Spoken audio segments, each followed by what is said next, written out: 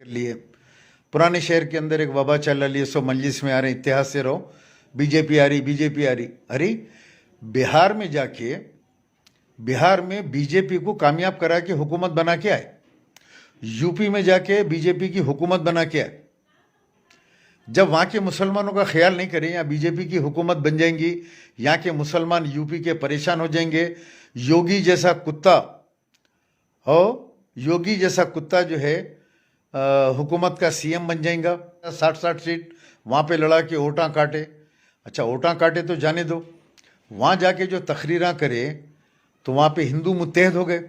जाके मुसलमान हिंदू के खिलाफ बाबरी मस्जिद बना के रहेंगे, पुकारा करे तो वहाँ अवेसी आ गया बोल के मोहम्मद अली जिना आ गया। मोहम्मद अली जिना बोल रहे हैं इनको, मोहम्मद अली जिना आ गया, देखो देश को अलग करने वाला है, बांटने वाला है, फिरका परस्त आ गया, मुसलमानों का फिरका परस्त आ गया करके आप यूपी में योगी की हुकूमत बना के आ गए। आप तमिलनाडु गए, तमिलनाडु में जाके आप इलेक्शन लड़के हार के आए। आप जाके जो है कर्नाटका में इलेक्शन लड़े, बल्दिया का एक भी सीट नहीं है, वहाँ पे जाके जो है आप जो है वहाँ पे जो है इंतशार करके आए। अब बिहार में गए, हम 5 सीट जीते बोल के नाचने, 5 सीट जीते लेकिन बीजेपी को हुकूमत दे के आ गए 5 साल के लिए। वो 5 सीट का अचार डालेंगे, 5 साल वहाँ पे बीजेपी अत्याचार करेगी। 5 साल बोलो आप, 5 साल तक जो है। अब जा रहे हैं आप बिहार, जा रहे हैं आप बंगाल जाने वाले। आप बंगाल जाने से पहले आप अपने भाइयों को बुला लिए, आ जाओ जरा हैदराबाद। वो लोग हैदराबाद पहुंच के बोलते थे ना, हाँ मोदी हैदराबाद आओ, इलेक्शन लड़के बताओ। हाँ अमित शाह हैदराबाद आओ, इलेक्शन लड़के बता। है दम तो यहाँ पे आओ, हैदराबाद में आके बताओ। आओ चार मीनार की मंदिर को आओ, बताओ। तुम तो बुला के लेके आए, बीजेपी आ गई क्या? 500 जलसों में पुकारे, आजा आजा आजा आजा आजा, आ गए वो लोग। अब जब वो लोग आ गए, अब आप बोल रहे हैं बल्दिया इलेक्शन में आ गए वो लोग।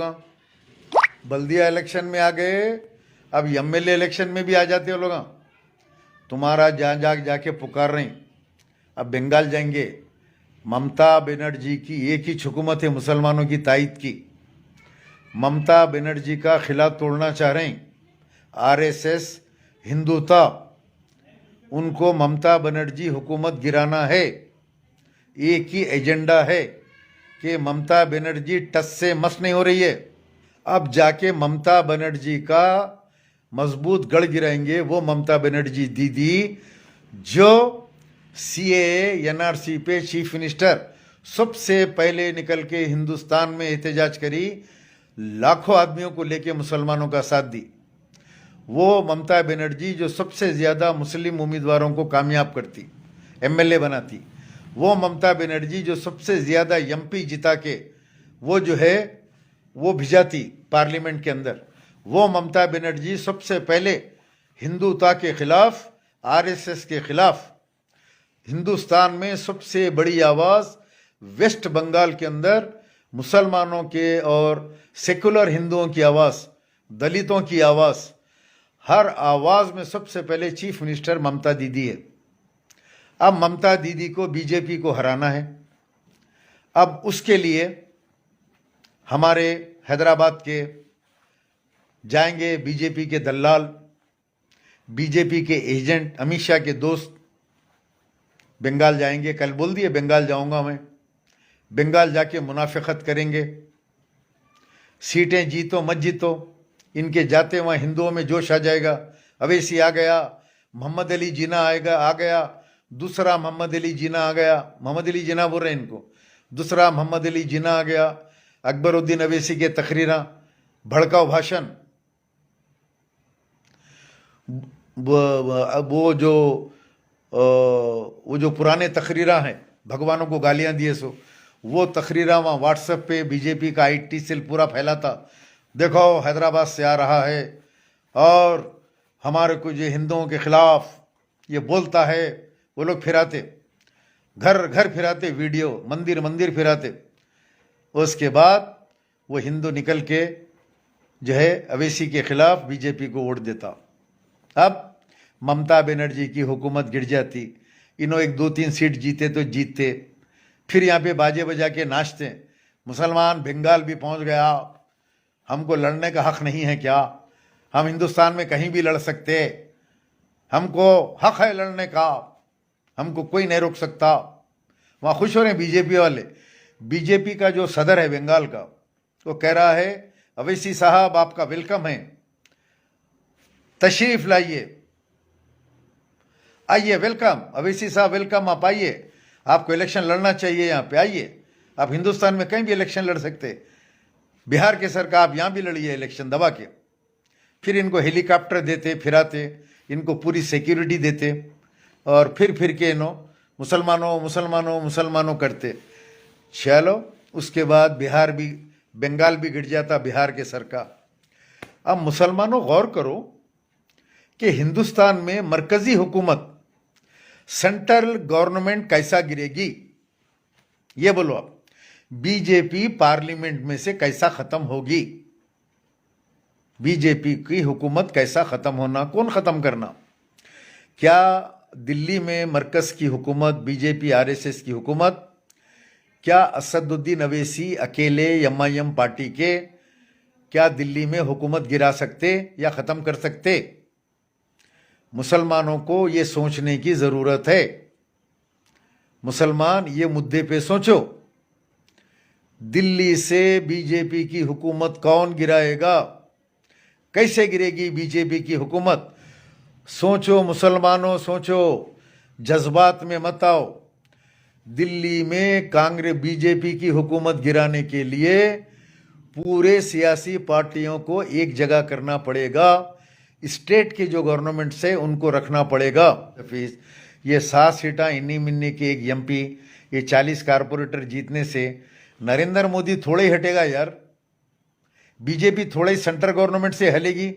ये मुर्की नाले के अंदर नाच लिए तो ये बॉडी में के मेंढक, इन्हों दिल्ली की हुकूमत कैसा हटेंगी, बीजेपी से कैसा छुटकारा? ये कमीनों से मुसलमानों की और दलितों की, सरदारजियों की, सिखों की जान कैसा छूटेंगी, वो सोचो आप। ये पुराने शहर में आ गई, 40 सीटों पे आ गई, 7 एमएलए जीत गए, छोड़ दो। ये सोचो कि 2024 में दिल्ली में ये फिरका परस्तों की हुकूमत कैसा खत्म होगी, वो सोचो। कांग्रेस खराब होंगी, बाकी जो लल्लू प्रसाद के बच्चों की पार्टी है वो खराब होंगी। अब जो है तृणमूल कांग्रेस खराब, और आपके जो है महाराष्ट्र के अंदर जो है आपके जो है एनसीपी खराब, और यूपी के अंदर जो है समाजवादी खराब। अब अच्छी कौन है? केसीआर की हुकूमत अच्छी है, मस्जिदां तोड़ दी सो। पीवी नरसिम्हा राव का जो निकाल के 10 करोड़ रुपए खर्चा करके पीवी नरसिम्हा राव की बेटी को एमएलसी, पीवी नरसिम्हा राव का पोर्ट्रेट असेंबली में लगा के, और असेंबली के अंदर खरारदास पास करके जो पीवी नरसिम्हा राव का भूत सवार हुआ केसीआर पे, एक लफ्ज नहीं बोले असदुद्दीन अवैसी, अकबरुद्दीन अवैसी उसके बारे में। मस्जिदां शहीद कर दिए, 5 मस्जिदां शहीद हो गए, आज तक कुछ नहीं उसके बारे में। खाली असेंबली में तयखुन दिए जो आज तक नहीं हुआ। हमारे मस्जिदां शहीद कर दिया, तोड़ दिया, सो वाला सेकुलर है। पीवी नरसिम्हा राव का 10 करोड़ का सेलिब्रेशन करने वाला, वरंगल का नाम बदल दो, हैदराबाद यूनिवर्सिटी का नाम। अब इन्हों बंगाल को जाके, बंगाल के अंदर इंतशार करके दीदी को हराएंगे, फिर वहां बीजेपी आ जाएगी। फिर इन्हों यूपी जाएंगे, फिर यूपी में जाके मुनाफिकत करेंगे, फिर यूपी में योगी जीतेगा दोबारा सेकंड टर्म, इन्हों जाके वहां पे तकरीर करेंगे। जो छोटे कमीने हैं, बड़े शैतान को भगाने के लिए छोटे शैतानों को जमा करना ज़रूरी है।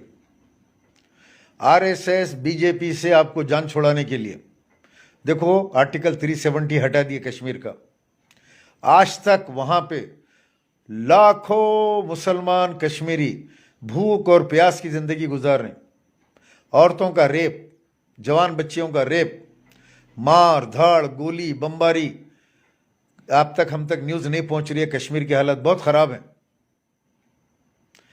और ये असदुद्दीन अवैसी हर टीवी पे बैठ के बोलते रहे, दम है 370 हटाकर बताइए, मोदी जी, मिस्टर मोदी, 370 आर्टिकल हटा के बताइए। ये पूरे बीजेपी के चैनल पे बैठ के चैलेंज करते रहे, उन्होंने हटा दिए 370। आप क्या उखाड़ लिए? उन्होंने हटा दिए 370, आप क्या उखाड़ लिए? आपका केसीआर साथ दिया 370 के ऊपर पार्लियामेंट में, टीआरएस साथ दी कश्मीर के बिल पे।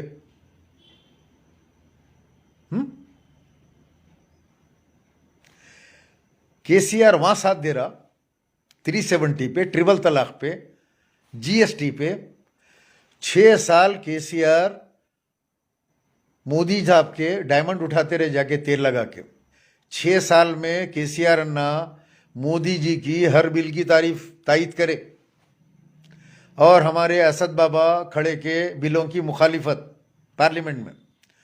यहाँ पे आके बोल रहे हैं मैं केसीआर के साथ मरूंगा, मरने तक केसीआर के साथ रहूंगा। केसीआर साहब सेकुलर आदमी है।